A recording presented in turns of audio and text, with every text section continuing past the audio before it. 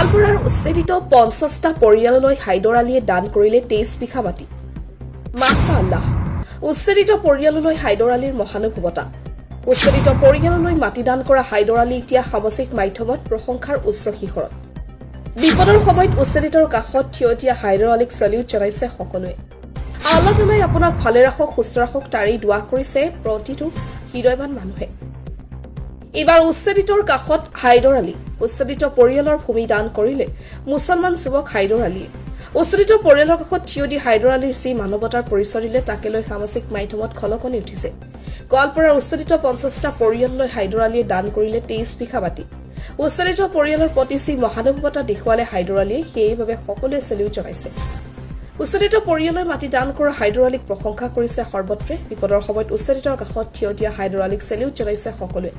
আল্লাহ তাআলাই আপোনাক ভালে ৰাখক, সুস্থ ৰাখক। শেহতীয়াকৈ ৰাজ্যৰ বিভিন্ন প্ৰান্তত চলিছে সৰ্ববৃহৎ উচ্ছেদ অভিযান। এই উচ্ছেদ অভিযানত ভাঙি গৈছে এটাৰ পিছত এটাকৈ ঘৰ, মছজিদ, মাদ্ৰাছা। ফলত বহু পৰিয়াল হৈ পৰিছে গৃহহীন। উচ্ছেদিত পৰিয়ালে থাকিবলৈ ঠাই এডোখৰ বিচাৰি হাহাকাৰ কৰিবলগীয়া হৈছে।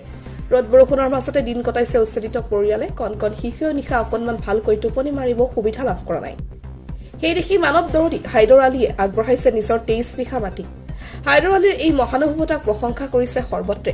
কিয়নো এই পৃথিৱীত বহু লোক আছে, কিন্তু তাৰে অধিকাংশ অকল লোৱাৰ ধান্দাত দিন পাৰ কৰে। তাৰ মাজতে ব্যতিক্ৰম এই হাইদৰ আলীয়ে উচ্ছেদিত পৰিয়ালক ভূমিদান কৰিছে। গোৱালপাৰাৰ উচ্ছেদিত ৫০টা পৰিয়ালক ২৩ বিঘা মাটি দান কৰাৰ বাবে হাইদৰ আলীক আপুনিও জনাওক চেলিউট। ইতিমধ্যে সামাজিক মাধ্যমত বিভিন্নজনে শ্বেয়াৰ কৰিছে হাইদৰ আলীয়ে উচ্ছেদিত পৰিয়াললৈ ভূমিদান কৰাৰ খবৰ। অৱশ্যে এই খবৰ প্ৰকৃত সত্য এতিয়াও উদ্ঘাটন হোৱা নাই।